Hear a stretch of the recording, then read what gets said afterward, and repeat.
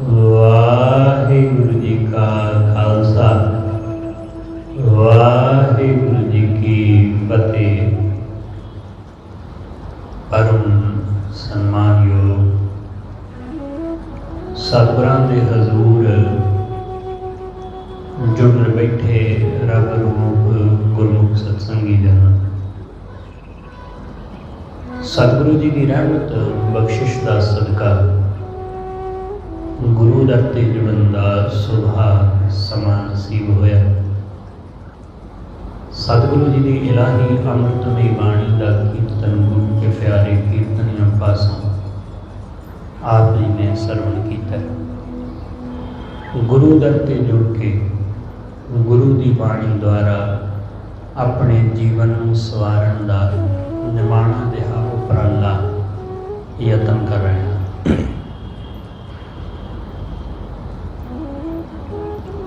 सतगुरु गुरु अर्जुन देव महाराज अज दे इस पावन वचन अंदर सानू समझाउंदे ने। सतगुरु कहंदे जिन्हां ने वाहिगुरु नाल प्रेम पाया उन्हां नूं किसी होर वस्तु की कोई चाहत नहीं रह जाती। प्रेम अपने आप विच एक ऐसी दात है कि बंदा रज पुज जाता है, तृप्त हो जाता है। दुनियावी चीज़ां संसार दीयां सब वस्तुआं मिल जाण दे बावजूद भी लोग रजदे नहीं, पर जिन्हां दे हिरदे विच प्रेम आ जाता है, जिहड़े प्रेम विच पै जाते हैं वो तृप्त हो जाते हैं। साधु नंगे पैरी भी तुरिया फिरे, फटे पुराने कपड़ियां विच भी तुरिया फिरे, तो उहदे विच भी बड़ा आनंद माण लैंदा है, उहनूं उहदे विच भी बड़ा आनंद ते सुकून मिलता है। दूसरे पासे लोग वधिया किस्म दियां जुत्तियां, महंगे महंगे ब्रांडेड शू, महंगे महंगे कपड़े पहनने के बावजूद भी वो तृप्त नहीं होंदे। फिर भी इंज लगता रहता है कि जिमें कुछ भी नहीं है कोल, जिमें कोई कपड़ा होवे ही ना घर विच।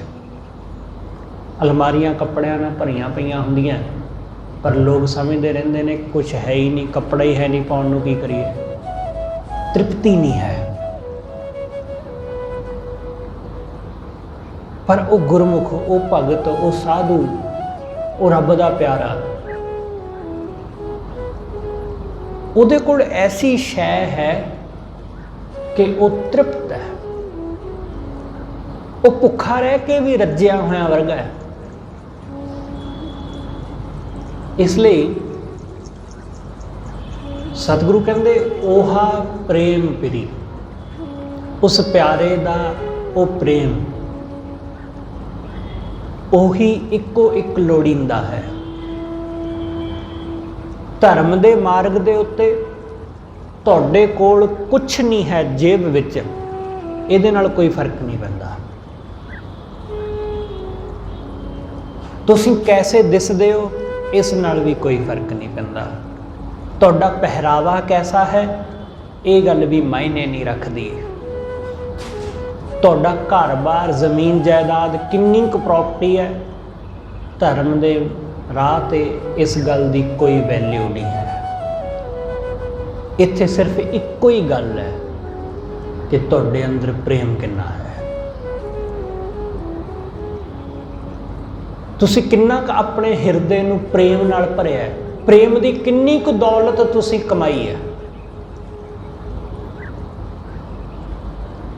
हो सकता है साडी जेब पैसिਆਂ ਨਾਲ भरी होवे, हिरदा साडा प्रेम तो खाली होवे। इस गल की बहुत संभावना है। बहुत सारे लोगों को बहुत पैसा है पर जीवन विच प्रेम नहीं है। सिर्फ पैसा, सिर्फ माया, सिर्फ चीज़ां, बस। अज दे समय विच बंदे दे कोल बहुत सारे चीज़ां ने, धार्मिक कर्म भी हैगे ने पर दिखावे मात्र, पूजा पाठ दान पुण्य बहुत है पर प्रेम नहीं है।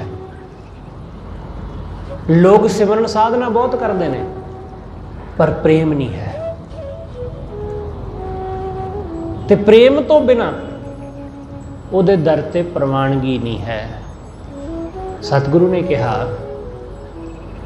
कि जिन्हां ने प्रेम किया उन्होंने वाहिगुरु नूं पा लिया, जिन प्रेम कियो तिन ही प्रभ पायो। उन्होंने पा लिया परमेश्वर।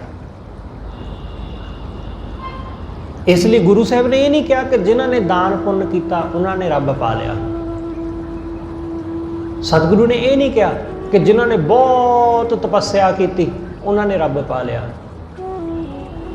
जिन्हां ने प्रेम किया उस तो बाद कुछ होर करन दी जरूरत ही नहीं रह जाती। उस तो बाद होर किसी चीज़ की लोड़ ही नहीं बची, क्योंकि प्रेम अपने आप विच काफ़ी है। प्रेम एक संतुष्टि का नाम है, प्रेम एक तृप्ति का नाम है, प्रेम एक ऐसा रज है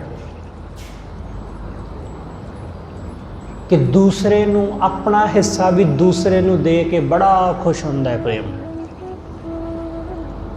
अपने हिस्से की रोटी भी किसी दूसरे नूं खवा के अपने आप नूं रज्जिया महसूस करता है, जिवें एक माँ करती है कि वो अपने हिस्से का भी अपने बच्चों नूं दे के ये कह दिंदी है कि मैनूं भुख नहीं। प्रेम ऐसा है, वो उहदे विच ही रज जांदा है। वो देख लैंदा है कि मेरे बच्चे रज गए, तृप्त हो गए, बस ठीक है, वो इस गल विच राजी। प्रेम ऐसा है।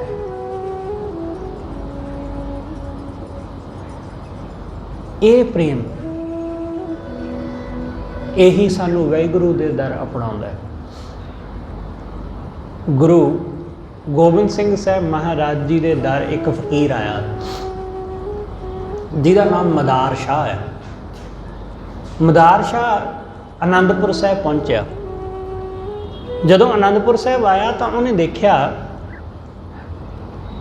कि इत्थे जिहड़े लोग आउंदे ने, सिख आउंदे ने, वो जदों गुरु नूं आके मिलते हैं ना तो गुरु के चरणों के विच कुछ ना कुछ रखते हैं, कुछ ना कुछ भेटा रखते हैं। हुण फकीर आदमी है, फकीर दे कोल की है?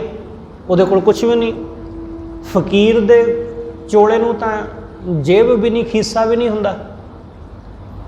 उन्हें क्या मेरे कोल तो कुछ भी नहीं।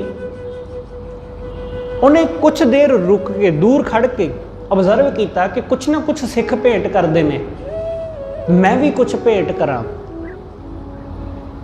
तो उसने बाग दे विचों कुछ फुल तोड़ लए। फुल तोड़ के गुरु साहब जी दे सामने आया, सतगुरु जी दे हजूर रख के नमस्कार की। तो गुरु गोबिंद सिंह साहब महाराज ने कहा कि भाई ये तुसी की करया? उसने कहा जी मैं आया तो मैं आके वेख्या कि इत्थे तुहाडे सिख जो भी तुहाडे दर ते आउंदा कुछ ना कुछ भेंट रखदा है, मेरे कोल तां कुछ है ही नहीं सी भेंट करन नूं। मेरी जेब दे विच तां एक आना नहीं, मैं की भेंट करदा, इसलिए मैं आ फुल ले आया, मेरे तरफों यही प्रवान करियो। तो गुरु गोबिंद सिंह साहब महाराज ने कहा, सतगुरु कहते गुरु दे दर ते बेशक खाली आ जावो, तुहाडे कोल कोई भेटा नहीं है, कोई गल नहीं, तुहाडी जेब विच कुछ नहीं है, तुसी कुछ नहीं भेंट कर सकते, कोई रसद नहीं, कोई वस्तु नहीं, कोई कपड़ा नहीं, कुछ भी नहीं तुसी दे सकते, कोई गल नहीं, कोई एतराज नहीं, तुसी खाली आ जाओ। पर तुसी गुरु दे दर आवो ते तुहाडे हिरदे विच प्रेम ना होवे,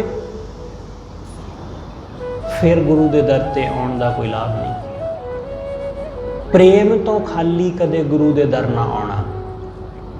ਹਿਰਦਾ ਤੁਹਾਡਾ ਪ੍ਰੇਮ ਤੋਂ ਖਾਲੀ ਨਾ ਹੋਵੇ। ਇਹਨਾਂ ਫੁੱਲਾਂ ਦੀ ਜ਼ਰੂਰਤ ਨਹੀਂ ਸੀ, ਤੁਸੀਂ ਇਹਨਾਂ ਫੁੱਲਾਂ ਨੂੰ ਟਾਹਣੀਆਂ ਨਾਲੋਂ ਤੋੜ ਕੇ ਇਹਨਾਂ ਫੁੱਲਾਂ ਨੂੰ ਖਤਮ ਕਰ ਦਿੱਤਾ। ਇਹ ਗੱਲ ਸਾਨੂੰ ਚੰਗੀ ਨਹੀਂ ਲੱਗੀ। ਤੁਸੀਂ ਖਾਲੀ ਆ ਜਾਂਦੇ, ਬਿਨਾਂ ਫੁੱਲ ਲਿਆਏ, ਬਿਨਾਂ ਕੋਈ ਹੋਈ ਹੋਰ ਚੀਜ਼ ਲਿਆਏ, ਅਸੀਂ ਤੁਹਾਡੇ ਤੇ ਬਹੁਤ ਪ੍ਰਸੰਨ ਹੁੰਦੇ। ਪਰ ਤੁਸੀਂ ਪ੍ਰੇਮ ਤੋਂ ਸਖਣੇ ਗੁਰੂ ਦੇ ਦਰ ਨਹੀਂ ਆਉਣਾ। ਇਸ ਲਈ ਖਿਆਲ ਰੱਖਣਾ ਕਿ ਗੁਰੂ ਦੇ ਦਰ ਹਮੇਸ਼ਾ ਆਪਣੇ ਹਿਰਦੇ ਨੂੰ ਪ੍ਰੇਮ ਨਾਲ ਭਰ ਕੇ ਆਉਣਾ, ਤਾਂ ਹੀ ਗੁਰੂ ਦੇ ਦਰ ਤੇ ਸਾਡਾ ਆਉਣਾ ਪ੍ਰਵਾਨ ਹੁੰਦਾ ਹੈ। ਉਸ ਤੋਂ ਬਿਨਾਂ ਨਹੀਂ। ਅਸੀਂ ਸਮਝਦੇ ਹਾਂ ਕਿ ਸ਼ਾਇਦ ਕੁਝ ਨਾ ਕੁਝ ਗੁਰੂ ਨੂੰ ਭੇਂਟ ਕਰਾਂਗੇ ਤੇ ਗੁਰੂ ਤਾਂ ਸਾਡੇ ਤੇ ਪ੍ਰਸੰਨ ਹੋਵੇਗਾ। ਗੁਰੂ ਨੂੰ ਕੁਛ ਨਾ ਕੁਛ ਅਰਪਣ ਕਰਾਂਗੇ ਤਾਂ ਗੁਰੂ ਸਾਡੇ ਤੇ ਰੀਝੇਗਾ। ਨਹੀਂ, ਗੁਰੂ ਨੂੰ ਅਰਪਣ ਕੀ ਕਰ ਸਕਦੇ ਹਾਂ ਅਸੀਂ ਤਾਂ ਆਪ ਸਾਰਾ ਕੁਝ ਗੁਰੂ ਕੋਲੋਂ ਮੰਗ ਕੇ ਲਿਆ। ਅਸੀਂ ਮੰਗਤੇ ਕੀ ਦੇ ਸਕਦੇ ਹਾਂ? ਇੱਕ ਮੰਗਤਾ ਦਾਤੇ ਨੂੰ ਕੀ ਦੇ ਸਕਦਾ ਹੈ? ਕੁਛ ਵੀ ਤਾਂ ਨਹੀਂ। ਪਰ ਜਦੋਂ ਅਸੀਂ ਗੁਰੂ ਦੇ ਦਰ ਤੇ ਪ੍ਰੇਮ ਨਾਲ ਆਉਂਦੇ ਹਾਂ ਤਾਂ ਗੁਰੂ ਸਾਡੇ ਤਰਫੋਂ ਨਿਮਾਣੀ ਜਿਹੀ ਵਸਤੂ ਨੂੰ ਵੀ ਪ੍ਰਵਾਨ ਕਰ ਲੈਂਦਾ ਹੈ। ਜਿਵੇਂ ਗੁਰੂ ਹਰਗੋਬਿੰਦ ਸਾਹਿਬ ਮਹਾਰਾਜ ਜੀ ਦੇ ਦਰ ਤੇ ਆਇਆ ਉਹ ਸਿੱਖ ਇੱਕ ਟਕਾ ਲੈ ਕੇ ਆਇਆ ਸੀ। ਇੱਕ ਟਕਾ, ਉਹਦੀ ਕਿੰਨੀ ਕੁ ਕੀਮਤ? ਕੁਛ ਖਾਸ ਨਹੀਂ। ਇੱਕ ਟਕਾ ਗੁਰੂ ਦੇ ਦਰ ਲੈ ਕੇ ਆਇਆ ਤੇ ਘਾਹ ਦੀ ਪੰਡ। ਹੁਣ ਘਾਹ ਦੀ ਪੰਡ ਕਿਤੇੋਂ ਵੀ ਸੜਕ ਦੇ ਕਿਨਾਰੇ ਤੋਂ ਖੋਦ ਲਵੋ, ਕਿੰਨੀ ਕੁ ਉਹਦੀ ਕੀਮਤ, ਕਿੰਨੀ ਕੁ ਵੈਲਿਊ ਹੈ? ਕੁਝ ਖਾਸ ਨਹੀਂ। ਪਰ ਗੁਰੂ ਨੇ ਉਹਨੂੰ ਪ੍ਰਵਾਨ ਕਰ ਲਿਆ, ਕਿਉਂਕਿ ਉਹਦੀ ਘਾਹ ਦੀ ਪੰਡ ਨਹੀਂ ਦੇਖੀ ਗਈ, ਉਹਦਾ ਟਕਾ ਨਹੀਂ ਦੇਖਿਆ ਗਿਆ, ਉਹਦੇ ਹਿਰਦੇ ਦਾ ਪ੍ਰੇਮ ਦੇਖਿਆ ਗਿਆ। ਉਹਦੇ ਟਕੇ ਦੀ ਕੀਮਤ ਨਹੀਂ ਪਈ, ਉਹਦੇ ਘਾਹ ਦੀ ਕੀਮਤ ਨਹੀਂ ਪਈ, ਉਹਦੇ ਅੰਦਰ ਦੇ ਪ੍ਰੇਮ ਦੀ ਕੀਮਤ ਪਈ। ਇਸ ਲਈ ਗੁਰੂ ਦੇ ਦਰ ਜਦੋਂ ਅਸੀਂ ਆਉਂਦੇ ਹਾਂ ਤਾਂ ਸਾਡੇ ਪ੍ਰੇਮ ਦਾ ਮੁੱਲ ਪੈਂਦਾ ਹੈ, ਸਾਡੀ ਭਾਵਨਾ ਦਾ ਮੁੱਲ ਪੈਂਦਾ ਹੈ। ਅਸੀਂ ਕਿਸ ਭਾਵ ਨਾਲ ਗੁਰੂ ਦੇ ਦਰ ਜੁੜਦੇ ਹਾਂ। ਇਸ ਲਈ ਗੁਰੂ ਅਰਜਨ ਦੇਵ ਮਹਾਰਾਜ ਕਹਿੰਦੇ ਓਹਾ ਪ੍ਰੇਮ ਪਿਰੀ। ਗੁਰੂ ਦੇ ਦਰ ਤੇ ਉਹੀ ਪ੍ਰੇਮ, ਉਸ ਪਿਆਰੇ ਦਾ ਪ੍ਰੇਮ, ਉਸ ਤੋਂ ਬਿਨਾਂ ਹੋਰ ਕੁਛ ਨਹੀਂ। ਗੁਰੂ ਹਰਕ੍ਰਿਸ਼ਨ ਸਾਹਿਬ ਮਹਾਰਾਜ ਦਾ ਅੱਜ ਪ੍ਰਕਾਸ਼ ਪੁਰਬ ਹੈ। ਗੁਰੂ ਹਰਕ੍ਰਿਸ਼ਨ ਸਾਹਿਬ ਮਹਾਰਾਜ ਦੇ ਦਰ ਤੇ ਇੱਕ ਜਥਾ ਆਉਂਦਾ ਸੰਗਤ ਦਾ, ਪੇਸ਼ਾਵਰ ਵਾਲੇ ਪਾਸਿਓਂ ਬੜਾ ਵੱਡਾ ਜਥਾ ਸੀ, ਬਹੁਤ ਵੱਡੀ ਗਿਣਤੀ ਵਿੱਚ ਸੰਗਤ ਆਈ ਸੀ ਉੱਥੋਂ। ਇਸ ਸੰਗਤ ਦੇ ਵਿੱਚ ਇੱਕ ਜਸਵੰਤ ਰਾਏ ਨਾਮ ਦਾ ਆਦਮੀ ਹੈ। ਇਹ ਕੋਈ ਗੁਰੂ ਘਰ ਦਾ ਸ਼ਰਧਾਲੂ ਨਹੀਂ ਸੀ, ਨਾ ਇਸ ਨੂੰ ਗੁਰੂ ਘਰ ਨਾਲ ਕੋਈ ਲੈਣਾ ਦੇਣਾ ਸੀ। ਇਹ ਮਨਸ਼ਾ ਰੱਖ ਕੇ ਆਇਆ ਸੀ ਕਿ ਐਡੇ ਵੱਡੇ ਜਥੇ ਦੇ ਨਾਲ ਜਾ ਰਹੇ ਹਾਂ, ਜਿੱਥੇ ਜਾ ਰਹੇ ਹਾਂ ਉਹ ਸੁਣਿਆ ਕਿ ਉੱਥੇ ਵੀ ਬਹੁਤ ਸਾਰੇ ਲੋਕ ਇਕੱਠੇ ਹੁੰਦੇ ਨੇ, ਬਹੁਤ ਲੋਕ ਜੁੜਦੇ ਨੇ, ਇਸ ਲਈ ਬੜਾ ਲਾਭ ਹੋਵੇਗਾ। ਇਹ ਚੋਰ ਸੀ, ਚੋਰੀ ਕਰਨ ਦੀ ਮਨਸ਼ਾ ਨਾਲ ਇਹ ਜਥੇ ਵਿੱਚ ਸ਼ਾਮਲ ਹੋ ਗਿਆ ਤੇ ਸੰਗਤ ਦੇ ਨਾਲ ਇੱਕ ਗੁਰੂ ਸਾਹਿਬ ਦੇ ਦਰ ਕੀਰਤਪੁਰ ਸਾਹਿਬ ਆ ਪਹੁੰਚਾ। ਇਸ ਨੇ ਰਸਤੇ ਵਿੱਚ ਵੀ ਜਿਹੜੀ ਸੰਗਤ ਆਈ ਨਾਲ ਆਇਆ ਸੀ, ਜਿਸ ਸੰਗਤ ਦੇ ਰਸਤੇ ਵਿੱਚ ਵੀ ਉਹਨਾਂ ਦੇ ਵਿੱਚੋਂ ਕਈ ਬੰਦਿਆਂ ਨੂੰ ਸੰਗਤ ਵਿੱਚੋਂ ਲੁੱਟਿਆ, ਚੋਰੀ ਕਰ ਲਈ। ਪਤਾ ਨਾ ਲੱਗ ਸਕਿਆ ਵੀ ਕਿਸ ਬੰਦੇ ਨੇ ਚੋਰੀ ਕੀਤੀ। ਇਹ ਜਦੋਂ ਗੁਰੂ ਸਾਹਿਬ ਦੇ ਦਰ ਜਥਾ ਪਹੁੰਚਿਆ ਤਾਂ ਗੁਰੂ ਹਰਕ੍ਰਿਸ਼ਨ ਸਾਹਿਬ ਮਹਾਰਾਜ ਆਪਣੇ ਤਖਤ ਤੇ ਬੈਠੇ ਨੇ। ਸਾਰੀ ਸੰਗਤ ਜਿਹੜੀ ਆਈ ਹੈ ਮੱਥਾ ਟੇਕਦੀ ਗੁਰੂ ਸਾਹਿਬ ਨੂੰ, ਆਪੋ ਆਪਣੀ ਭੇਟਾ ਰੱਖ ਕੇ ਗੁਰੂ ਸਾਹਿਬ ਦੇ ਚਰਨਾਂ ਤੇ ਮੱਥਾ ਟੇਕਿਆ।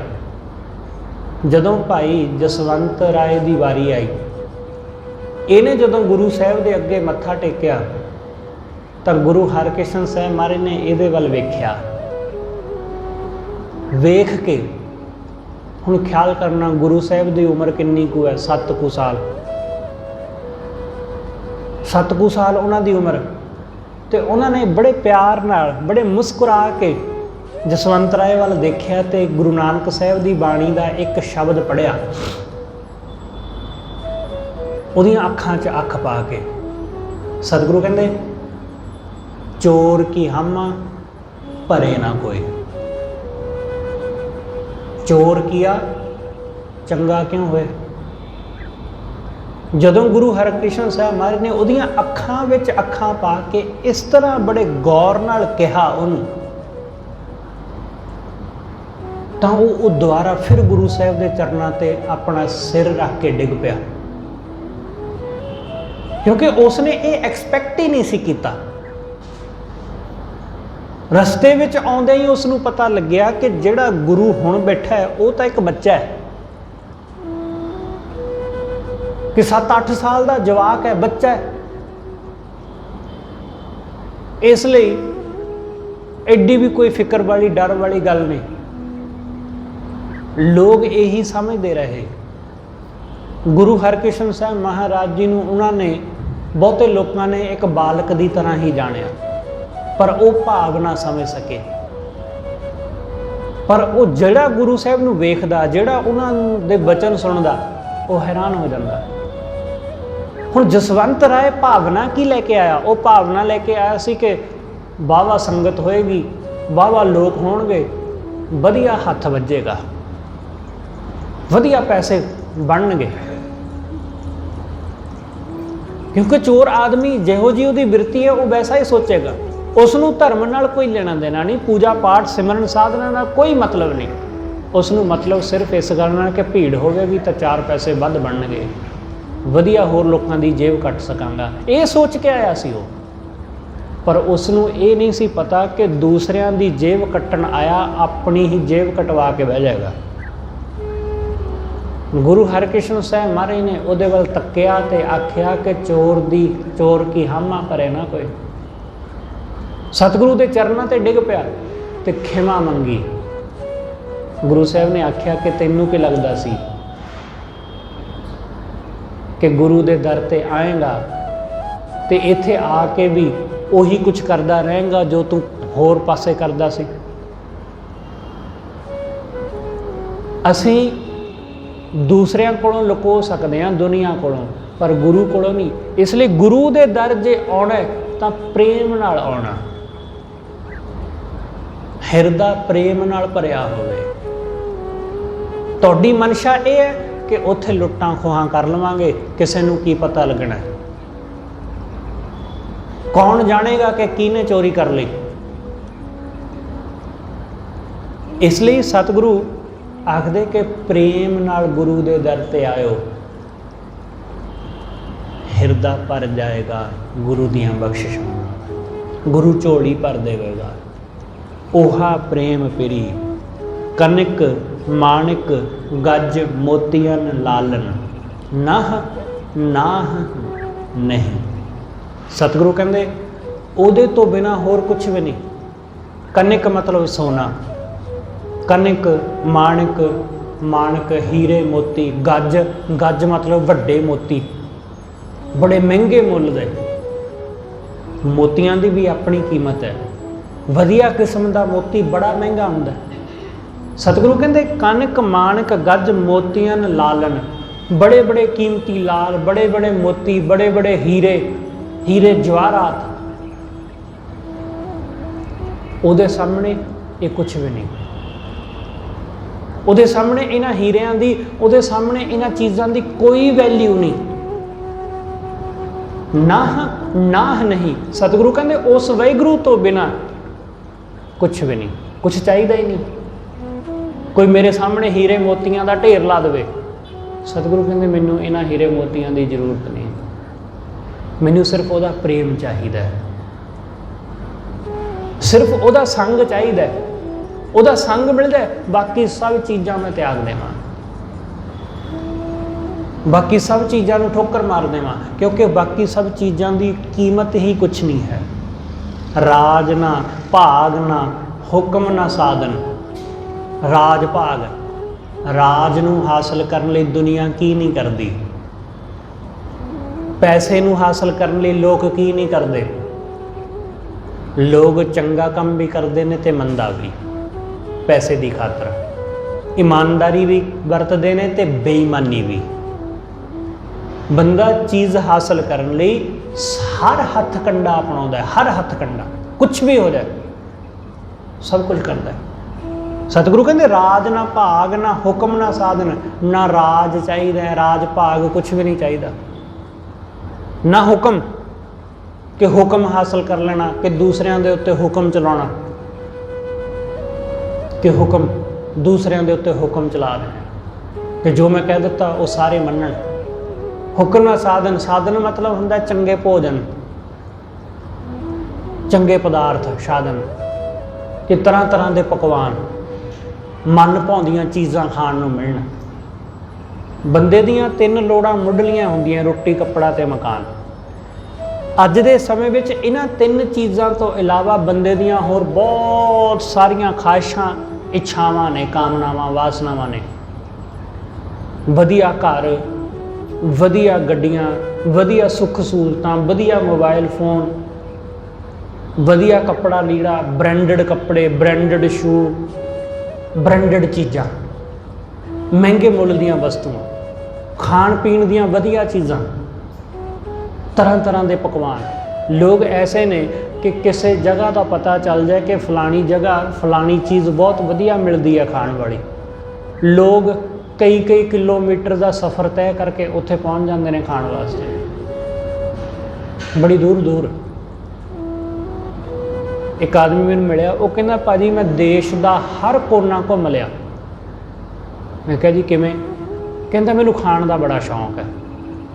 ਮੈਨੂੰ ਪਤਾ ਲੱਗਿਆ ਕਿ ਫਲਾਣੇ ਦੇਸ਼ ਦੇ ਫਲਾਣੇ ਜ਼ਿਲ੍ਹੇ ਵਿੱਚ ਜਾਂ ਫਲਾਣੀ ਸਟੇਟ ਵਿੱਚ, ਫਲਾਣੀ ਥਾਂ, ਫਲਾਣੇ ਪਿੰਡ ਵਿੱਚ ਆਹ ਚੀਜ਼ ਵਧੀਆ ਮਿਲਦੀ ਹੈ, ਮੈਂ ਉੱਥੇ ਪਹੁੰਚ ਜਾਂਦਾ। ਜਿਵੇਂ ਕਿਵੇਂ ਵੀ ਲੋਕ ਖਾਣ ਪੀਣ ਦੇ ਵੀ ਸ਼ੌਕੀਨ ਨੇ, ਬੜੇ ਬੜੇ ਤਰ੍ਹਾਂ ਦੇ ਲੋਕਾਂ ਨੇ ਸ਼ੌਂਕ ਪਾਲੇ ਹੋਏ ਨੇ।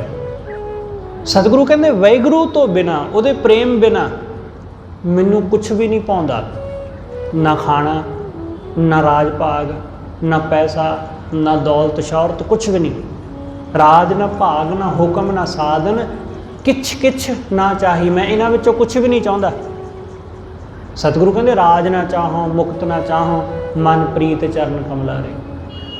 ਨਾ ਮੈਂ ਰਾਜ ਚਾਹੁੰਦਾ, ਨਾ ਮੈਂ ਮੁਕਤੀ ਚਾਹੁੰਦਾ, ਕਿਉਂਕਿ ਲੋਕ ਚਾਹੁੰਦੇ ਨੇ ਪਹਿਲਾਂ ਸੰਸਾਰ ਦੀਆਂ ਚੀਜ਼ਾਂ। ਜੇ ਸੰਸਾਰ ਦੀਆਂ ਚੀਜ਼ਾਂ ਨਹੀਂ ਮਿਲਦੀਆਂ ਤਾਂ ਬੰਦਾ ਕਹਿੰਦਾ ਜੀ ਛੱਡੋ ਸੰਸਾਰ ਦੀਆਂ ਚੀਜ਼ਾਂ, ਰੱਬ ਦੀ ਬੰਦਗੀ ਕਰੋ, ਅਗਾਂਹ ਜਾ ਕੇ ਮੁਕਤੀ ਮਿਲੇਗੀ ਜਾਂ ਮੋਕਸ਼ ਪ੍ਰਾਪਤ ਹੋਵੇਗਾ, ਸਵਰਗ ਮਿਲੇਗਾ। ਸਤਿਗੁਰੂ ਕਹਿੰਦੇ ਮੋਕਸ਼ ਵੀ ਨਹੀਂ ਚਾਹੀਦਾ। ਲੋਕ ਸਿਮਰਨ ਸਾਧਨਾ ਮੋਕਸ਼ ਹਾਸਲ ਕਰਨ ਲਈ, ਮੁਕਤੀ ਹਾਸਲ ਕਰਨ ਲਈ ਕਰਦੇ ਨੇ। ਮੈਨੂੰ ਮੁਕਤੀ ਵੀ ਨਹੀਂ ਚਾਹੀਦੀ, ਮੈਂ ਇਹ ਵੀ ਤਿਆਗਿਆ। ਕਿਛ ਕਿਛ ਨਾ ਚਾਹੀ, ਕੁਛ ਵੀ ਨਹੀਂ ਚਾਹੀਦਾ। ਮਨ ਪ੍ਰੀਤ ਚਰਨ ਕਮਲਾਰੇ, ਬਸ ਉਹਦੇ ਚਰਨਾਂ ਦੀ ਪ੍ਰੀਤ, ਸਿਰਫ ਉਹਦੇ ਚਰਨਾਂ ਦਾ ਪ੍ਰੇਮ, ਬਸ। ਚਰਨਨ ਸ਼ਰਨਨ ਸੰਤਨ ਬੰਧਨ, ਸਤਿਗੁਰੂ ਕਹਿੰਦੇ ਉਹਦੇ ਚਰਨ ਸ਼ਰਨ, ਬਸ ਉਹਦੇ ਸੰਤਾਂ ਦੇ, ਉਹਦੇ ਗੁਰਮੁਖਾਂ ਦੇ, ਰੱਬ ਦੇ ਪਿਆਰਿਆਂ ਦੇ ਚਰਨਾਂ ਤੇ ਬੰਦਨਾ। ਚਰਨਨ ਸਰਨਨ ਸੰਤਨ ਬੰਧਨ, ਸੁੱਖੋ ਸੁਖ ਪਾਹੀ। ਗੁਰੂ ਦੇ ਚਰਨਾਂ ਨਾਲ ਜੁੜ ਕੇ ਸੁੱਖ ਹੈ। ਗੁਰੂ ਆਪਣੇ ਚਰਨਾਂ ਨਾਲ ਜੋੜੀ ਰੱਖੇ, ਭਾਵੇਂ ਹਾਲਾਤ ਜੈਸੇ ਵੀ ਹੋਣ, ਮੈਂ ਉਹਦੇ ਵਿੱਚ ਰਹਿਣ ਲਈ ਤਿਆਰ ਹਾਂ। ਦੁੱਖ ਹੋਵੇ, ਸੁੱਖ ਹੋਵੇ, ਭੁੱਖ ਹੋਵੇ, ਰੱਜ ਹੋਵੇ, ਜੈਸਾ ਵੀ ਹੋਵੇ, ਮੈਂ ਰਹਿਣ ਲਈ ਤਿਆਰ। ਬਸ ਗੁਰੂ ਆਪਣੇ ਚਰਨਾਂ ਨਾਲ ਜੋੜੀ ਰੱਖੇ, ਮੇਰੇ ਲਈ ਇਹਦੇ ਵਿੱਚ ਹੀ ਸੁੱਖ ਹੈ। ਸੁੱਖੋ ਸੁਖ ਪਾਹੀ ਨਾਨਕ ਤਪਤ ਹਰੀ। ਸਤਿਗੁਰੂ ਕਹਿੰਦੇ ਗੁਰੂ ਨੇ ਕਿਰਪਾ ਕੀਤੀ, ਮੇਰੀ ਤਪਸ਼ ਮਿਟ ਗਈ। ਮੇਰੇ ਅੰਦਰ ਜੋ ਤ੍ਰਿਸ਼ਨਾ ਦੀ ਤਪਸ਼ ਸੀ ਨਾ, ਈਰਸ਼ਾ ਦੀ ਤਪਸ਼ ਸੀ, ਉਹ ਮਿਟ ਗਈ। ਹੁਣ ਤਪਸ਼ ਨਹੀਂ ਰਹੀ। ਹੁਣ ਮੇਰਾ ਮਨ ਕਿਸੇ ਦੂਸਰੇ ਵੱਲ ਦੇਖ ਕੇ ਈਰਸ਼ਾ ਨਹੀਂ ਕਰਦਾ। ਕਿਸੇ ਦੂਸਰੇ ਦੇ ਕੋਲ ਜ਼ਿਆਦਾ ਹੈ ਇਹ ਦੇਖ ਕੇ ਦੁਖੀ ਨਹੀਂ ਹੁੰਦਾ। ਕਿਸੇ ਕੋਲ ਮੇਰੇ ਨਾਲੋਂ ਘੱਟ ਹੈ ਇਸ ਗੱਲ ਦਾ ਦੇਖ ਕੇ ਹੰਕਾਰ ਨਹੀਂ ਕਰਦਾ। ਤਪਤ ਹਰ ਗਈ। ਨਾਨਕ ਤਪਤ ਹਿਰੀ ਮਿਲੇ ਪ੍ਰੇਮ ਪੀਰੀ। ਉਹ ਪਿਆਰਾ ਮਿਲ ਪਿਆ, ਉਹ ਸਤਿਗੁਰੂ ਮਿਲ ਪਿਆ। ਇਸ ਲਈ ਸਤਿਗੁਰੂ ਕਹਿੰਦੇ ਉਸਨੇ ਰਹਿਮਤ ਕਰ ਦਿੱਤੀ, ਗੁਰੂ ਨੇ ਕਿਰਪਾ ਕੀਤੀ, ਗੁਰੂ ਨੇ ਅੱਖਾਂ ਨਾਲ ਮੈਨੂੰ ਸੱਚ ਵਿਖਾ ਦਿੱਤਾ। ਗੁਰੈ ਦਿਖਾਇਓ ਲੋਇਨਾ, ਲੋਇਨਾ ਮਤਲਬ ਅੱਖਾਂ। ਗੁਰੂ ਨੇ ਮੈਨੂੰ ਅੱਖਾਂ ਨਾਲ ਵਿਖਾ ਦਿੱਤਾ। ਜਦੋਂ ਤੱਕ ਅਸੀਂ ਅੱਖਾਂ ਨਾਲ ਸੱਚ ਨਹੀਂ ਨਾ ਵੇਖ ਲੈਂਦੇ, ਉਦੋਂ ਤੱਕ ਅਸੀਂ ਉਸ ਵਾਹਿਗੁਰੂ ਨਾਲ ਜੁੜਦੇ ਨਹੀਂ। ਅਸੀਂ ਮਾਇਆ ਦੇਖੀ ਹੈ, ਅਸੀਂ ਦੂਸਰਿਆਂ ਨੂੰ ਦੇਖਿਆ ਐਸ਼ ਕਰਦੇ ਹਾਂ। ਅਸੀਂ ਪੈਸੇ ਵਾਲੇ ਆਦਮੀ ਨੂੰ ਦੇਖਿਆ ਕਿ ਕਿਵੇਂ ਉਹ ਪੈਸੇ ਨਾਲ ਐਸ਼ ਕਰਦਾ, ਇਸ ਕਰਕੇ ਉਹਨੂੰ ਦੇਖ ਕੇ ਸਾਡੇ ਮਨ ਅੰਦਰ ਵੀ ਲਾਲਸਾ ਉੱਠੀ ਕਿ ਕਾਸ਼ ਮੇਰੇ ਕੋਲ ਵੀ ਇੰਨਾ ਪੈਸਾ ਹੋਵੇ। ਦੂਸਰਿਆਂ ਨੂੰ ਗੱਡੀਆਂ ਦੇ ਵਿੱਚ ਘੁੰਮਦਿਆਂ ਦੇਖਿਆ, ਇਸ ਕਰਕੇ ਸਾਡੇ ਮਨ ਅੰਦਰ ਵੀ ਵਾਸਨਾ ਉੱਠ ਖੜੀ ਕਿ ਮੇਰੇ ਕੋਲ ਵੀ ਐਸੀਆਂ ਗੱਡੀਆਂ ਹੋਣ। ਐਸਾ ਅਸੀਂ ਦੇਖਿਆ, ਫਿਲਮਾਂ ਦੇ ਵਿੱਚ ਦੇਖਿਆ, ਅਸੀਂ ਟੀਵੀ ਵਿੱਚ ਵੇਖਿਆ ਕਿ ਕਿਵੇਂ ਵਧੀਆ ਜ਼ਿੰਦਗੀ ਜੀ ਰਹੇ ਨੇ ਲੋਕ, ਕਿਵੇਂ ਬਹੁਤ ਐਸ਼ ਕਰ ਰਹੇ ਨੇ, ਬੜੀਆਂ ਸੁੱਖ ਸਹੂਲਤਾਂ ਦਾ ਆਨੰਦ ਮਾਣ ਰਹੇ ਨੇ। ਉਹ ਦੇਖ ਕੇ ਸਾਡੇ ਮਨ ਅੰਦਰ ਵੀ ਵਾਸਨਾ ਤੇ ਖਾਹਿਸ਼ਾਂ ਪੈਦਾ ਹੋ ਗਈਆਂ। ਪਰ ਅਸੀਂ ਐਸਾ ਤੇ ਕਦੇ ਦੇਖਿਆ ਹੀ ਨਹੀਂ ਕਿ ਜੋ ਭਗਤ ਦੇ ਕੋਲ ਸੁੱਖ ਹੈ, ਜੋ ਗੁਰਮੁਖ ਦੇ ਕੋਲ, ਸਾਧੂ ਦੇ ਕੋਲ ਜੋ ਆਨੰਦ ਹੈ, ਉਹ ਤਾਂ ਅਸੀਂ ਕਦੀ ਦੇਖਿਆ ਹੀ ਨਹੀਂ। ਸਾਨੂੰ ਇਹ ਤਾਂ ਕਦੀ ਨਜ਼ਰ ਹੀ ਨਹੀਂ ਆਇਆ ਕਿ ਇਹ ਸੁੱਖ ਜਿਹੜਾ ਉੱਪਰੋਂ ਉੱਪਰੋਂ ਨਜ਼ਰ ਆਉਂਦਾ ਹੈ, ਇਸ ਸੁੱਖ ਦੇ ਪਿੱਛੇ ਦੁੱਖ ਵੀ ਛਿਪਿਆ ਹੋਇਆ। ਉਹ ਤਾਂ ਕਦੇ ਦਿਸਦਾ ਹੀ ਨਹੀਂ, ਨਾ ਉਹ ਕਦੇ ਦਿਖਾਇਆ ਜਾਂਦਾ। ਕਦੇ ਵੀ ਉਸ ਚੀਜ਼ ਦਾ ਦੂਸਰਾ ਪੱਖ ਨਹੀਂ ਦਿਖਾਇਆ ਜਾਂਦਾ। ਇਸ ਕਰਕੇ ਸਤਿਗੁਰੂ ਕਹਿੰਦੇ ਗੁਰੂ ਨੇ ਮੈਨੂੰ ਸੱਚ ਵਿਖਾ ਦਿੱਤਾ। ਗੁਰੂ ਨੇ ਵਿਖਾ ਦਿੱਤਾ ਕਿ ਸੁੱਖ ਕੀ ਹੈ, ਗੁਰੂ ਨੇ ਵਿਖਾ ਦਿੱਤਾ ਦੁੱਖ ਕੀ ਹੈ। ਜਿਹਨੂੰ ਮੈਂ ਸੁੱਖ ਸਮਝਦਾ ਕਿ ਦੂਸਰਿਆਂ ਕੋਲ ਬੜਾ ਸੁੱਖ ਹੈ, ਗੁਰੂ ਨੇ ਉਹ ਵੀ ਵਿਖਾ ਦਿੱਤਾ ਕਿ ਉਹ ਵੀ ਇੱਕ ਭੁਲੇਖਾ ਹੀ ਹੈ। ਗੁਰੈ ਦਿਖਾਇਓ ਲੋਇਨਾ, ਗੁਰੂ ਨੇ ਮੈਨੂੰ ਅੱਖਾਂ ਨਾਲ ਵਿਖਾ ਦਿੱਤਾ। ਈਤੈ ਉਤੈ ਘਟ ਘਟ ਘਟ ਘਟ ਤੂੰ ਹੀ ਮੋਹਿਨਾ। ਗੁਰੂ ਨੇ ਵਿਖਾ ਦਿੱਤਾ ਕਿ ਇੱਥੇ ਉੱਥੇ ਹਰ ਥਾਂ ਉਹ ਵਾਹਿਗੁਰੂ ਹੀ ਹੈ, ਉਹ ਪਰਮੇਸ਼ਰ ਹੀ ਹੈ। ਉਹੀ ਮਨ ਨੂੰ ਮੋਹਣ ਵਾਲਾ ਸਭ ਥਾਂ ਹੀ ਵਸਿਆ ਹੋਇਆ, ਉਹਦੇ ਤੋਂ ਬਿਨਾਂ ਹੋਰ ਕੋਈ ਹੈ ਹੀ ਨਹੀਂ। ਉਹੀ ਸਭ ਥਾਂ ਵਿੱਚ ਮਨ ਨੂੰ ਮੋਹਣ ਵਾਲਾ, ਕਾਰਨ ਕਰਨਾ, ਧਾਰਨ ਧਰਨਾ, ਸਭ ਕੁਝ ਕਾਰਨ ਕਰਨ ਵਾਲਾ, ਸਭ ਕੁਝ ਕਾਰਨ ਕਰਨ ਵਾਲਾ ਉਹੀ ਹੈ। ਉਹਦੇ ਤੋਂ ਬਿਨਾਂ ਹੋਰ ਕੋਈ ਹੈ ਹੀ ਨਹੀਂ। ਕਾਰਨ, ਕਿਸੇ ਕੰਮ ਨੂੰ ਕਰਨ ਦਾ ਕਾਰਨ ਕੋਈ ਸਬੱਬ ਬਣਾਉਂਦਾ। ਆਪਾਂ ਕਹਿੰਦੇ ਨਾ ਕਿ ਸਬੱਬ ਬਣਿਆ, ਸੰਜੋਗ ਬਣਿਆ, ਸੰਜੋਗ ਬਣਾਉਣ ਵਾਲਾ ਉਹੀ ਹੈ। ਕਾਰਨ ਕਰਨਾ, ਧਾਰਨ ਧਰਨਾ, ਧਾਰਨ ਵਾਲਾ, ਕਿਸੇ ਚੀਜ਼ ਨੂੰ ਟਿਕਾਉਣ ਵਾਲਾ। ਗੁਰੂ ਅਰਜਨ ਦੇਵ ਮਹਾਰਾਜ ਸੁਖਮਨੀ ਸਾਹਿਬ ਵਿੱਚ ਸਮਝਾਉਂਦੇ ਨੇ, ਸਤਿਗੁਰੂ ਕਹਿੰਦੇ ਵਾਹਿਗੁਰੂ ਨੇ ਇਹ ਸਾਰੀ ਸ੍ਰਿਸ਼ਟੀ ਨੂੰ ਧਾਰ ਰੱਖਿਆ ਬਿਨਾਂ ਕਿਸੇ ਸਹਾਰੇ ਤੋਂ। ਹੁਕਮੇ ਧਾਰ ਅਧਰ ਰਹਾਵੈ। ਵਾਹਿਗੁਰੂ ਨੇ ਹੁਕਮ ਵਿੱਚ ਧਾਰ ਕੇ, ਟਿਕਾ ਕੇ, ਅਧਰ ਮਤਲਬ ਬਿਨਾਂ ਕਿਸੇ ਆਸਰੇ ਤੋਂ, ਬਿਨਾਂ ਕਿਸੇ ਧਰ ਤੋਂ, ਉਹਨੇ ਸਭ ਕਾਸੇ ਨੂੰ ਟਿਕਾ ਰੱਖਿਆ। ਧਰਤੀ ਨੂੰ ਬਿਨਾਂ ਕਿਸੇ ਆਸਰੇ ਤੋਂ ਉਹਨੇ ਟਿਕਾ ਰੱਖਿਆ। ਧਰਤੀ ਦੇ ਹੇਠਾਂ ਕੁਛ ਨਹੀਂ ਹੈ, ਉਤਾਂਹ ਕੁਛ ਨਹੀਂ ਹੈ, ਸਾਈਡਾਂ ਤੇ ਕੁਛ ਨਹੀਂ, ਉਹ ਬਿਨਾਂ ਕਿਸੇ ਆਸਰੇ ਤੋਂ ਆਕਾਸ਼ ਦੇ ਵਿੱਚ ਖੜੀ ਹੈ। ਇਸੇ ਤਰ੍ਹਾਂ ਹੋਰ ਸੂਰਜ ਚੰਦ ਨੇ, ਉਹ ਵੀ ਬਿਨਾਂ ਕਿਸੇ ਆਸਰੇ ਤੋਂ ਖੜੋਤੇ ਨੇ। ਕੋਈ ਆਸਰਾ ਨਹੀਂ ਹੈ, ਬਸ ਆਕਾਸ਼ ਵਿੱਚ ਲਟਕ ਰਹੇ ਨੇ, ਇੱਕ ਥਾਂ ਖੜੋਤੇ ਨੇ। ਸਤਿਗੁਰੂ ਸਮਝਾਉਂਦੇ ਉਸ ਵਾਹਿਗੁਰੂ ਨੇ ਸਭ ਕੁਝ ਧਾਰਿਆ ਹੋਇਆ, ਸਭ ਕੁਝ ਟਿਕਾਇਆ ਹੋਇਆ। ਕਾਰਨ ਕਰਨਾ, ਧਾਰਨ ਧਰਨਾ, ਇੱਕ ਹੈ ਸੋਹਣਾ। ਉਹੀ ਵਾਹਿਗੁਰੂ ਜਿਹੜਾ ਸਭ ਤੋਂ ਸੋਹਣਾ, ਸਭ ਤੋਂ ਪਿਆਰਾ, ਉਸ ਤੋਂ ਬਿਨਾਂ ਹੋਰ ਕੋਈ ਨਹੀਂ। ਸੰਤਨ ਪਰਸਨ ਬਲਿਹਾਰੀ ਦਰਸ਼ਨ। ਸਤਿਗੁਰੂ ਕਹਿੰਦੇ ਮੈਂ ਸੰਤ ਜਨਾਂ ਦੇ ਚਰਨ ਪਰਸਦਾ, ਮੈਂ ਗੁਰਮੁਖਾਂ ਦੇ, ਰੱਬ ਦੇ ਪਿਆਰਿਆਂ ਦੇ, ਸਤਿਗੁਰੂ ਦੇ ਚਰਨ ਪਰਸਦਾ। ਸੰਤਨ ਪਰਸਨ ਬਲਿਹਾਰੀ ਦਰਸ਼ਨ, ਮੈਂ ਉਹਦੇ ਦਰਸ਼ਨਾਂ ਤੋਂ ਬਲਿਹਾਰ ਜਾਂਦਾ ਵਾਂ, ਮੈਂ ਉਹਦੇ ਤੋਂ ਸਦਕੇ ਜਾਂਦਾ ਵਾਂ। ਬਲਿਹਾਰੀ ਦਰਸ਼ਨ, ਮੈਂ ਉਹਦੇ ਤੋਂ ਬਲਿਹਾਰ ਗਿਆ। ਨਾਨਕ ਸੁਖ ਸੁਖ ਸੋਏ ਨਾ। ਸਤਿਗੁਰੂ ਕਹਿੰਦੇ ਉਹਦੇ ਸੁੱਖ ਵਿੱਚ, ਉਹਦੇ ਸੁੱਖ ਵਿੱਚ ਬੜਾ ਆਨੰਦ ਹੈ। ਉਹਦੇ ਚਰਨਾਂ ਨਾਲ ਜੁੜ ਕੇ, ਉਹਦੇ ਚਰਨਾਂ ਨਾਲ ਜੁੜ ਕੇ ਮੈਂ ਸੁੱਖ ਦੀ ਨੀਂਦ ਸੌਂਦਾ ਵਾਂ। ਜਦੋਂ ਅਸੀਂ ਗੁਰੂ ਨਾਲ ਜੁੜਦੇ ਹਾਂ ਤਾਂ ਬੜਾ ਆਨੰਦ, ਬੜਾ ਸੁੱਖ ਮਿਲਦਾ ਹੈ। ਗੁਰੂ ਨਾਲ ਜੁੜ ਕੇ ਹੀ ਸਾਨੂੰ ਚੈਨ ਦੀ ਨੀਂਦ ਆਉਂਦੀ ਹੈ, ਸੁੱਖ ਦੀ ਨੀਂਦ ਆਉਂਦੀ।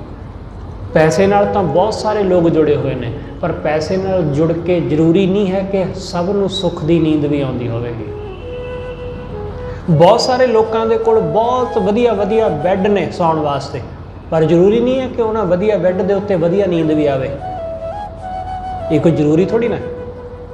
ਇਸ ਲਈ ਸੁੱਖ ਦੀ ਨੀਂਦ ਉਸੇ ਦਿਨ ਆਉਂਦੀ ਹੈ ਜਿਸ ਦਿਨ ਸਾਡਾ ਸੰਬੰਧ ਵਾਹਿਗੁਰੂ ਨਾਲ ਜੁੜਦਾ ਹੈ। ਬੇਫਿਕਰ ਹੋ ਜਾਂਦੇ ਹਾਂ ਅਸੀਂ, ਬਿਲਕੁਲ ਆਨੰਦ ਸੁੱਖ ਸਾਨੂੰ ਹਾਸਲ ਹੁੰਦਾ ਹੈ। ਸਤਿਗੁਰੂ ਗੁਰੂ ਅਰਜੁਨ ਦੇਵ ਮਹਾਰਾਜ ਇਹਨਾਂ ਸ਼ਬਦਾਂ ਵਿੱਚ ਸਾਨੂੰ ਸਮਝਾਉਂਦੇ ਨੇ, ਉਹ ਵਾਹਿਗੁਰੂ ਹੀ ਹੈ, ਉਹਦਾ ਪ੍ਰੇਮ ਹੀ ਹੈ ਜਿਹੜਾ ਸੁੱਖ ਦੇਣ ਵਾਲਾ। ਜਿਨ੍ਹਾਂ ਨੇ ਉਹਦੇ ਨਾਲ ਪ੍ਰੇਮ ਕੀਤਾ ਉਹਨਾਂ ਨੂੰ ਸੁੱਖ ਮਿਲਿਆ। ਗੁਰੂ ਹਰਕ੍ਰਿਸ਼ਨ ਸਾਹਿਬ ਮਹਾਰਾਜ ਜੀ ਦਾ ਅੱਜ ਦੇ ਦਿਨ ਪ੍ਰਕਾਸ਼ ਹੋਇਆ ਕੀਰਤਪੁਰ ਸਾਹਿਬ ਦੀ ਪਾਵਨ ਧਰਤੀ 'ਤੇ। ਉਸ ਸਥਾਨ ਨੂੰ ਸ਼ੀਸ਼ ਮਹਿਲ ਕਹਿੰਦੇ ਆ। ਤੁਸੀਂ ਜਾਓ ਕੀਰਤਪੁਰ ਸਾਹਿਬ, ਗੁਰਦੁਆਰਾ ਸ਼ੀਸ਼ ਮਹਿਲ ਸਾਹਿਬ ਹੈ। ਉਸ ਜਗ੍ਹਾ ਗੁਰੂ ਹਰਕ੍ਰਿਸ਼ਨ ਸਾਹਿਬ ਮਹਾਰਾਜ ਦਾ ਅੱਜ ਦੇ ਦਿਨ ਪ੍ਰਕਾਸ਼ ਹੋਇਆ 1656 ਨੂੰ। ਮਾਤਾ ਕ੍ਰਿਸ਼ਨ ਕੌਰ ਜੀ ਦੀ ਕੁੱਖੋਂ ਗੁਰੂ ਹਰਿਰਾਏ ਸਾਹਿਬ ਮਹਾਰਾਜ ਦੇ ਘਰ। ਗੁਰੂ ਹਰਕ੍ਰਿਸ਼ਨ ਸਾਹਿਬ ਦੇ ਵੱਡੇ ਭਾਈ 6 ਸਾਲ ਉਹਨਾਂ ਤੋਂ ਵੱਡੇ ਸਨ, ਰਾਮ ਰਾਏ ਜੀ। ਉਹ 6 ਸਾਲ ਵੱਡੇ, ਤੇ ਗੁਰੂ ਹਰਿਰਾਏ ਸਾਹਿਬ ਮਹਾਰਾਜ ਜੀ ਨੇ ਆਪਣੇ ਦੋਨਾਂ ਪੁੱਤਰਾਂ ਦੇ ਵਿੱਚੋਂ ਹਰਕ੍ਰਿਸ਼ਨ ਸਾਹਿਬ ਨੂੰ ਯੋਗ ਜਾਣਿਆ। ਉਹਨਾਂ ਦੀ ਯੋਗਤਾ ਇਤਿਹਾਸ ਨੇ ਬੜੀ ਪਿਆਰੀ ਇੱਕ ਸਾਖੀ ਲਿਖੀ ਹੈ। ਸਿੱਖਾਂ ਨੇ ਗੁਰੂ ਹਰਕ੍ਰਿਸ਼ਨ ਸਾਹਿਬ ਹਰਿਰਾਏ ਸਾਹਿਬ ਮਹਾਰਾਜ ਜੀ ਨੂੰ ਇੱਕ ਦਫਾ ਕਿਹਾ ਕਿ ਸੱਚੇ ਪਾਤਸ਼ਾਹ, ਤੁਹਾਡਾ ਜਿਹੜਾ ਛੋਟਾ ਪੁੱਤਰ ਹੈ ਨਾ, ਅਸੀਂ ਉਹਨਾਂ ਨੂੰ ਕਈ ਦਫਾ ਦੇਖਿਆ ਕਿ ਉਹ ਜਦੋਂ ਚੌਂਕੜਾ ਮਾਰ ਕੇ ਬੈਠੇ ਹੁੰਦੇ ਨੇ, ਬਾਣੀ ਪੜ੍ਹਦੇ ਹੁੰਦੇ ਨੇ, ਜਾਂ ਵੈਸੇ ਹੀ ਅੱਖਾਂ ਬੰਦ ਕਰਕੇ ਬੈਠੇ ਹੁੰਦੇ ਨੇ, ਤਾਂ ਬੜੇ ਪਿਆਰੇ ਲੱਗਦੇ ਨੇ, ਜਿਵੇਂ ਬੜਾ ਉਹਨਾਂ ਦੇ ਅੰਦਰ ਸਹਿਜ ਹੈ, ਬੜੀ ਸ਼ਾਂਤੀ ਹੈ, ਬੜਾ ਟਿਕਾਅ ਹੈ। ਤੇ ਦੂਸਰੇ ਪਾਸੇ ਤੁਹਾਡੇ ਵੱਡੇ ਪੁੱਤਰ, ਉਹਨਾਂ ਨੂੰ ਵੀ ਅਸੀਂ ਇਸੇ ਤਰ੍ਹਾਂ ਟਿਕਿਆ ਹੋਇਆ ਬਹੁਤ ਦਫਾ ਦੇਖਿਆ। ਗੁਰੂ ਹਰਿਰਾਏ ਸਾਹਿਬ ਮਹਾਰਾਜ ਨੇ ਕਿਹਾ ਕਿ ਇੰਜ ਕਰਨਾ, ਉਹ ਟਿਕੇ ਹੋਏ ਹੈਗੇ ਨੇ ਜਾਂ ਨਹੀਂ, ਇਸ ਗੱਲ ਨੂੰ ਪਰਖ ਲੈਣਾ ਇੱਕ ਵਾਰੀ। ਕਿਉਂਕਿ ਟਿਕੇ ਹੋਏ ਹੋਣ ਦਾ ਮਤਲਬ ਇਹ ਨਹੀਂ ਹੁੰਦਾ ਕਿ ਕੋਈ ਬੰਦਾ ਟਿਕ ਕੇ ਬੈਠਾ ਤੇ ਉਹ ਟਿਕਿਆ ਹੋਇਆ ਵੀ ਹੈ। ਕੋਈ ਚੌਂਕੜੀ ਮਾਰ ਕੇ ਬੈਠਾ ਹੈ, ਅੱਖਾਂ ਬੰਦ ਕੀਤੀਆਂ ਹੋਈਆਂ, ਤਾਂ ਇਹਦਾ ਮਤਲਬ ਇਹ ਨਹੀਂ ਹੈ ਕਿ ਉਹ ਟਿਕ ਕੇ ਬੈਠਾ ਵੀ ਹੈ। ਹੋ ਸਕਦਾ ਕਿ ਉਹਦਾ ਮਨ ਇੱਧਰ ਉੱਧਰ ਦੌੜ ਰਿਹਾ ਹੋਵੇ। ਸਿੱਖਾਂ ਨੇ ਕਿਹਾ ਕਿ ਸਤਿਗੁਰੂ ਫਿਰ ਕੀ ਕਰਨਾ ਚਾਹੀਦਾ ਪਰਖਣ ਲਈ? ਗੁਰੂ ਸਾਹਿਬ ਨੇ ਕਿਹਾ ਕਿ ਇੰਜ ਕਰਨਾ, ਆ ਸੂਈ ਲੈ ਲਵੋ ਸਾਡੇ ਕੋਲੋਂ। ਜਦੋਂ ਉਹਨਾਂ ਨੂੰ ਤੁਸੀਂ ਬੈਠਿਆਂ ਹੋਇਆਂ ਦੇਖੋ ਅੱਖਾਂ ਬੰਦ ਕਰਕੇ, ਜਾਂ ਬਾਣੀ ਪੜ੍ਹਦਿਆਂ ਉਹਨਾਂ ਨੂੰ ਆਨੰਦ ਨਾਲ ਬਾਣੀ ਪੜ੍ਹਦਿਆਂ ਵੇਖੋ, ਤਾਂ ਇਹ ਸੂਈ ਉਹਨਾਂ ਦੇ ਸਰੀਰ ਵਿੱਚ ਚੁਭੋ ਕੇ ਦੇਖਿਓ, ਤੁਹਾਨੂੰ ਪਤਾ ਲੱਗ ਜਾਊਗਾ ਕਿ ਟਿਕੇ ਹੋਏ ਨੇ ਕਿ ਐਵੇਂ ਟਿਕੇ ਹੋਣ ਦਾ ਦਿਖਾਵਾ ਕਰਦੇ ਨੇ। ਗੁਰੂ ਹਰਿਰਾਏ ਸਾਹਿਬ ਮਹਾਰਾਜ ਦੀ ਗੱਲ ਮੰਨ ਕੇ ਸਿੱਖਾਂ ਇਸੇ ਤਰ੍ਹਾਂ ਕੀਤਾ। ਰਾਮ ਰਾਏ ਉਹ ਬਾਣੀ ਪੜ੍ਹ ਰਹੇ ਨੇ, ਤਾਂ ਗੁਰੂ ਹਰਕ੍ਰਿਸ਼ਨ ਸਾਹਿਬ ਮਹਾਰਾਜ ਦੇ ਕਹੇ ਮੁਤਾਬਕ ਸਿੱਖ ਨੇ ਆ ਕੇ ਰਾਮ ਰਾਏ ਜੀ ਨੂੰ ਸੂਈ ਚਬੋ ਦਿੱਤੀ। ਸੂਈ ਚਬੋਈ, ਜਿਵੇਂ ਸੂਈ ਚਬੋਈ ਉਹ ਉਸੇ ਵੇਲੇ ਤੜਫ ਉੱਠੇ। ਗੁੱਸੇ ਦੇ ਨਾਲ ਉਹਨਾਂ ਨੇ ਕੁਝ ਮੰਦਾ ਚੰਗਾ ਬੋਲਿਆ। ਬੇਸ਼ੱਕ ਛੋਟੇ ਸਨ, ਬੱਚੇ ਹੀ ਸਨ ਹਾਲੇ, ਕੁਝ ਮੰਦਾ ਚੰਗਾ ਬੋਲਿਆ। 10 ਕੁ ਸਾਲ ਦੀ ਉਮਰ ਹੋਵੇਗੀ ਉਹਨਾਂ ਦੀ। ਗੁੱਸੇ ਵਿੱਚ ਆ ਕੇ ਜਿਵੇਂ ਬੱਚਾ ਕੁਝ ਨਾ ਕੁਝ ਬੋਲ ਦਿੰਦਾ ਮੰਦਾ, ਉਹਨਾਂ ਨੇ ਇਸੇ ਤਰ੍ਹਾਂ ਕੁਝ ਬੋਲ ਦਿੱਤਾ। ਤਾਂ ਉਸ ਤੋਂ ਬਾਅਦ ਉਹ ਹਰਕ੍ਰਿਸ਼ਨ ਸਾਹਿਬ ਮਹਾਰਾਜ ਕੋਲ ਆਏ। ਉਹ ਵੀ ਬੈਠੇ ਹੋਏ ਸਨ ਬੜੇ ਆਨੰਦ ਨਾਲ, ਬੜਾ ਚਿਹਰਾ ਉਹਨਾਂ ਦਾ ਖਿੜਿਆ ਹੋਇਆ, ਉਹਨਾਂ ਦੇ ਚਿਹਰੇ ਤੋਂ ਨੂਰ ਝਲਕਦਾ ਹੈ। ਤਾਂ ਗੁਰੂ ਹਰਕ੍ਰਿਸ਼ਨ ਸਾਹਿਬ ਮਹਾਰਾਜ ਜੀ ਦੇ ਸਰੀਰ 'ਤੇ ਵੀ ਉਹਨਾਂ ਨੇ ਉਸੇ ਤਰ੍ਹਾਂ ਸੂਈ ਚਬੋਈ। ਜਦੋਂ ਸੂਈ ਚਬੋਈ ਉਹ ਬੈਠੇ ਰਹੇ ਉਵੇਂ ਜਿਵੇਂ ਕੁਝ ਹੋਇਆ ਨਾ ਹੋਵੇ। 5 ਕੁ ਸਾਲ ਦੀ ਉਹਨਾਂ ਦੀ ਉਮਰ ਹੈ, 4.5-5 ਸਾਲ। ਬੜੇ ਹੈਰਾਨ ਹੋਏ। ਸਿੱਖ ਨੂੰ ਲੱਗਿਆ ਕਿ ਸ਼ਾਇਦ ਸੂਈ ਕੱਪੜੇ ਵਿੱਚ ਹੀ ਰਹਿ ਗਈ ਹੋਣੀ ਹੈ, ਹੋ ਸਕਦਾ ਸਰੀਰ ਨੂੰ ਸੂਈ ਨਾ ਹੋਵੇ। ਸਿੱਖ ਨੇ ਦੁਬਾਰਾ ਫਿਰ ਸੂਈ ਨੂੰ, ਫਿਰ ਉਹਨਾਂ ਨੇ ਬੜੀ ਜ਼ੋਰ ਨਾਲ ਉਹਨਾਂ ਦੇ ਸਰੀਰ ਨੂੰ ਚੁਭਾਇਆ, ਪਰ ਫਿਰ ਵੀ ਕੁਝ ਨਾ ਹੋਇਆ, ਉਸੇ ਤਰ੍ਹਾਂ ਬੈਠੇ ਰਹੇ। ਸਿੱਖ ਨੇ ਆ ਕੇ ਗੁਰੂ ਹਰਿਰਾਏ ਸਾਹਿਬ ਮਹਾਰਾਜ ਨੂੰ ਦੱਸਿਆ ਕਿ ਸੱਚੇ ਪਾਤਸ਼ਾਹ ਇਸ ਤਰ੍ਹਾਂ ਤੁਹਾਡੇ ਦੋਨਾਂ ਪੁੱਤਰਾਂ ਨੇ ਰਿਐਕਟ ਕੀਤਾ। ਤੁਹਾਡੇ ਵੱਡੇ ਪੁੱਤਰ ਦੇ ਸੂਈ ਚੁਭਾਈ ਤਾਂ ਉਹਨਾਂ ਨੂੰ ਥੋੜਾ ਗੁੱਸਾ ਆ ਗਿਆ, ਤੇ ਤੁਹਾਡੇ ਛੋਟੇ ਪੁੱਤਰ ਨੂੰ ਅਸੀਂ ਜਦੋਂ ਸੂਈ ਚੁਭਾਈ ਤਾਂ ਉਹਨਾਂ ਨੂੰ ਜਿਵੇਂ ਕੁਝ ਪਤਾ ਹੀ ਨਹੀਂ ਲੱਗਿਆ, ਜਿਵੇਂ ਕੁਝ ਹੋਇਆ ਹੀ ਨਾ ਹੋਵੇ। ਤਾਂ ਗੁਰੂ ਹਰਿਰਾਏ ਸਾਹਿਬ ਮਹਾਰਾਜ ਨੇ ਕਿਹਾ ਕਿ ਤੁਹਾਡੇ ਸਵਾਲ ਦਾ ਜਵਾਬ ਤੁਹਾਨੂੰ ਮਿਲ ਗਿਆ। ਤੁਸੀਂ ਜਾਣ ਲਿਆ ਕਿ ਕੌਣ ਟਿਕਿਆ ਹੋਇਆ ਤੇ ਕੌਣ ਟਿਕਿਆ ਹੋਇਆ ਨਹੀਂ। ਜਿਹੜਾ ਸੂਈ ਚੁਭਾਉਣ ਤੇ ਕੀ, ਕਿਸੇ ਤਰ੍ਹਾਂ ਤੀਰ ਤਲਵਾਰ ਦੇ ਚੁਭਾਉਣ ਤੇ ਵੀ ਜਾਂ ਉਹਦੇ ਵਾਰ ਤੇ ਵੀ ਅਡੋਲ ਰਹੇ, ਸਤਿਗੁਰੂ ਕਹਿੰਦੇ ਉਹੀ ਟਿਕਿਆ ਹੋਇਆ ਹੁੰਦਾ ਹੈ। ਕਿ ਸਾਹਮਣੇ ਕੋਈ ਤਲਵਾਰ ਲੈ ਕੇ ਵੀ ਖੜੋ ਜਾਏ ਪਰ ਉਹਦਾ ਮਨ ਡੋਲੇ ਨਾ। ਸਤਿਗੁਰੂ ਕਹਿੰਦੇ ਸਥਿਰਤਾ ਇਹ ਹੈ, ਇਹਨੂੰ ਕਹਿੰਦੇ ਨੇ ਅਡੋਲਤਾ। ਜਿਹੜਾ ਜਰਾ ਜੀ ਸੂਈ ਦੇ ਨਾਲ ਹੀ ਤਰਬਕ ਉੱਠਿਆ, ਉਹ ਭਾਵੇਂ ਕਿਵੇਂ ਟਿਕ ਸਕਦਾ ਹੈ। ਇਸ ਲਈ ਗੁਰੂ ਹਰਿਰਾਏ ਸਾਹਿਬ ਮਹਾਰਾਜ ਜੀ ਨੇ ਕਿਹਾ ਕਿ ਸਾਡੀ ਥਾਂ ਸਾਡਾ ਛੋਟਾ ਪੁੱਤਰ ਹਰਿਕ੍ਰਿਸ਼ਨ ਉਹ ਤਖਤ ਦੇ ਉੱਤੇ ਬਿਰਾਜਮਾਨ ਹੋਵੇਗਾ। ਬਾਅਦ ਵਿੱਚ ਰਾਮ ਰਾਏ ਨੂੰ ਦਿੱਲੀ ਭੇਜਿਆ ਜਾਂਦਾ ਹੈ। ਦਿੱਲੀ ਜਾ ਕੇ ਉਹਨਾਂ ਨੇ ਜੋ ਕੀਤਾ ਉਹ ਤੁਸੀਂ ਜਾਣਦੇ ਹੋ। ਰਾਮ ਰਾਏ ਦੀ ਉਮਰ ਉਸ ਵੇਲੇ ਕੋਈ 12 ਕੁ ਸਾਲ ਸੀ, 11-12 ਕੁ ਸਾਲ, ਜਦੋਂ ਉਹਨਾਂ ਨੂੰ ਦਿੱਲੀ ਭੇਜਿਆ ਗਿਆ ਸੀ। ਇਸ ਲਈ ਉਹ ਵੀ ਕੋਈ ਬਹੁਤ ਵੱਡੇ ਨਹੀਂ ਸਨ ਉਮਰ ਕਰਕੇ, ਪਰ ਸਿਆਣੇ ਸੀ, ਸਮਝਦਾਰ ਸੀ, ਇਸੇ ਲਈ ਔਰੰਗਜ਼ੇਬ ਦੇ ਕੋਲ ਭੇਜ ਦਿੱਤਾ ਗਿਆ ਸੀ।